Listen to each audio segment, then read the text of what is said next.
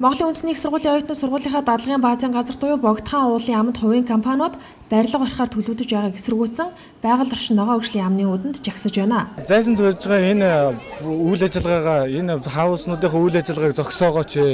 Энэ одоо тэр зайсан төлөв одоо үндэсний их сургуулийн аялал жуулчлалын дадлагын тулгуур баазаа гэдэг. Тэр тулгуур баазаа өнөөдөр зохих хэмжээгээр бид нар оюутнуудаа дадлаг гаргаж болохгүй. Яагаад гэвэл өнөөдөр улсын төсвөөс суулгагдсан мөнгийг өргөө зарцуулж байна. Тэрийг улсын төсвөд цахилгааны эрчим хүчин зургалсан зургаараа явахгүй, хувийн бааз руу зураг нь ордог. Тэгээд ногоон байгалийн модыг тасддаг. 20 ширхэг мод тэнд тасдаж байна. Өнөөдөр яагаад энэ модыг тасдаад байгаа юм? Энэ бол мод тасдах бол бас хуультай байдаг. Энийг бас сайдрамаар анхаараач. Бид өнөөдөр баазаа хамгаалаа бид орчноо хамгаалмаар байна. Энэ орчныг хамгаалахад бол та хүлээж авах хэрэгтэй, оюутнуудыг хүндэтгэх хэрэгтэй. Оюутнууд Богдхан уулын яамд байгаль орчин ногоон өвчлийн яамны дэд сайд тулга болон албан тушаалтнуудын зөвшөөрлөөр Мантууш гэх хувийн компани газар авч ногоон урамлыг сүйтгэж байна гэж мэдгэж байгаамаа. Энэ асуудлаар байгаль орчин ногоон өвчлийн яамны албан тушаалтнуудтай уулзаж тайлбар авах гэсэн боловч мэдээлэл өгөхөөс татгалзлаа.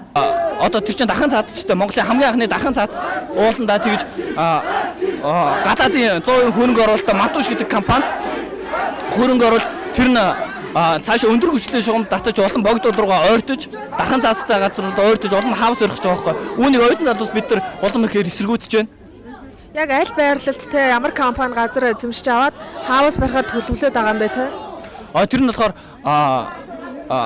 Богдхан гэдэг амарлан газар үүдэж штэ. Тэрний ойролцоо өндөр хүчлийн шугам Мантууш гэдэг Солонгосын 100% хөрөнгө оруулалттай компани байгаа байхгүй.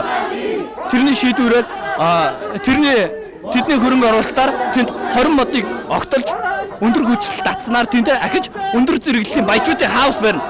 Тэндээ тэг ахаал тэр чинь богдолын дархан цаадтай газар руу улам цааш нэвтэрч орж байгаа байхгүй. Үүнийг оюутан залуус бид нар нэгэн дуу болоотойгоор тэмцэж байгаа. Тэнд тэгэж өндөр хүчлийн одоо цэг байгуулах хаус барих зөвшөөрлийг байгаль орчин ногоон өвчлийн яамнаас гаргасан байд юм уу?